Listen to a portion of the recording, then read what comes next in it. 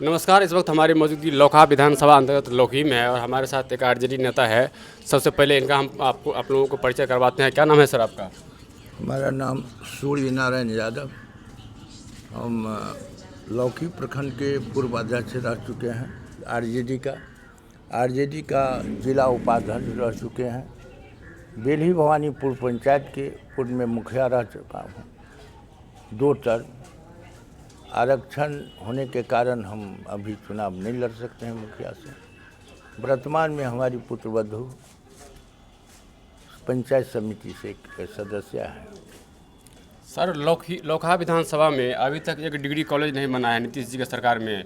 यहाँ तक कि यहाँ जो अस्पताल है, जितना सुविधाओं से लैस होना चाहिए वो अभी तक नहीं है। आप लोगों का सरकार अगर आएगी तो इन बातों पे ध्यान दिया जाएगा? निश्चित रूप से महागठबंधन की सरकार आने पर सबसे हमारा जो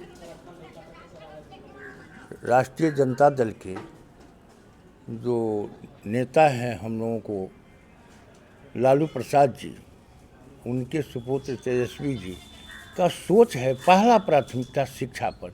निश्चित रूप से लौकी में डिग्री कॉलेज सरकार बनने के बाद निश्चित रूप से होगा।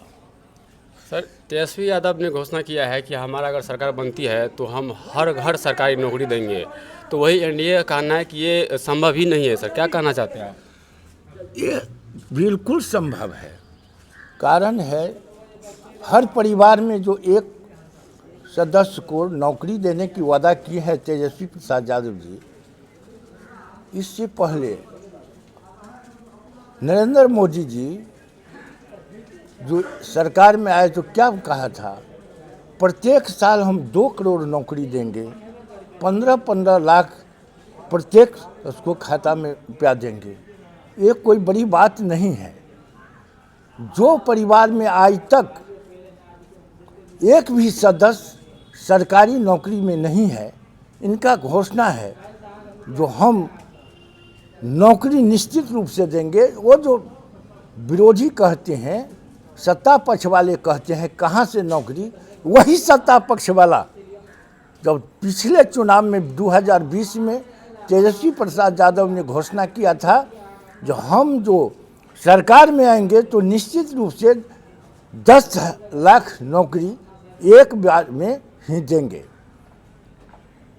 लेकिन संजोग मिला जो सरकार में नहीं आकर के कुछ दिनों के लिए आया तो खरा उतरा और 5 लाख बेरोजगारों को नौकरी देने का काम किया। तो उनका सोच है जो निश्चित रूप से प्रत्येक परिवार में ये संभव है जो नौकरी देंगे।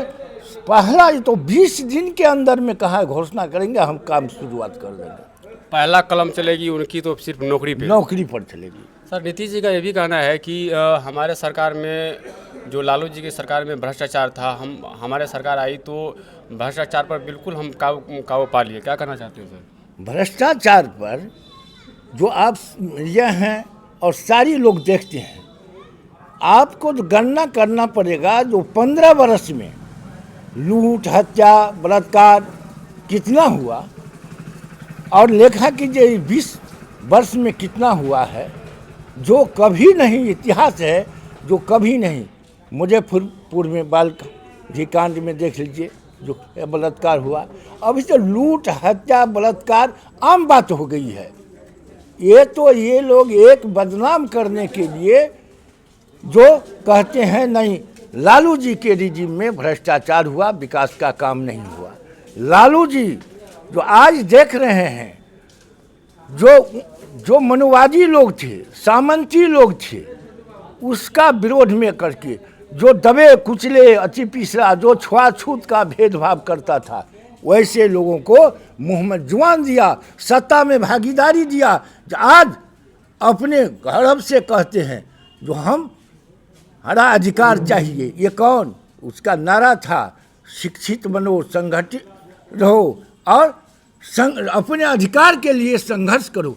यही तो आवाज़ दे करके सबको इतना आज सभी जाति को लोगों को जो अपना हक मिला और सत्ता में भागीदारी मिल रहा है, ये लालू जी का देन है।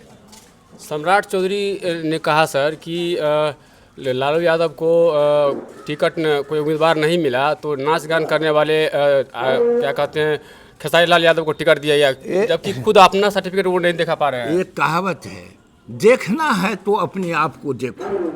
अपने गरिमान में झांक कर नहीं देखता है। जो अभी वर्तमान में जो उसके रवि किशन जी कौन है, नाच गान करने वाले मनोज तिवारी कौन है, रिमोट से लांगा उठाते हैं। है? तो ऐसे तो ढेर आदमी को दिए। वो कहता है जो नहीं बाहुबली को दिए, तो आप गिनती कर लीजिए कितना बाहुबली को इंडिया गठबंधन में टिकट दिया है। सर एक लास्ट क्वेश्चन है आपसे, आपकी अगर सरकार बनती है तो किन किन बातों पे ध्यान दिया जाएगा? सबसे पहला प्राथमिकता होगा शिक्षा, रोजगार। दूसरी बात, जो चीनी मिल अभी तक पड़ा हुआ है उसको चालू करना। यहाँ निवेश लाना बिहार में, जो कहते हैं सब घर में नौकरी देंगे, ऐसा कंपनी को निवेश यहाँ देंगे जो हर घर में रोजगार मिलेगा और पंजाब दिल्ली जो लोग जाते हैं वहाँ जाना बंद हो जाएगा। अमित शाह जी का कहना है सर कि बिहार में जगह नहीं है, वैसा स्थिति नहीं है, फैक्ट्री लगी गुजरात में। यही तो बात है। आप राजनीति एक ऐसा अभी तक नहीं इतिहास देखा है जो एक प्रधानमंत्री बराबर बिहार का चुनाव अपने पर लड़ता है। तो यहाँ वोट लेने के लिए बिहार आता है और फैक्ट्री बनता है गुजरात में। ये कभी नहीं होगा। तेजस्वी हमारे महागठबंधन के सरकार तेजस्वी जी मुख्यमंत्री बनेंगे तो बिहार में निवेश होगा और बिहार के बेरोजगारों को बाहर नहीं जाना पड़ेगा।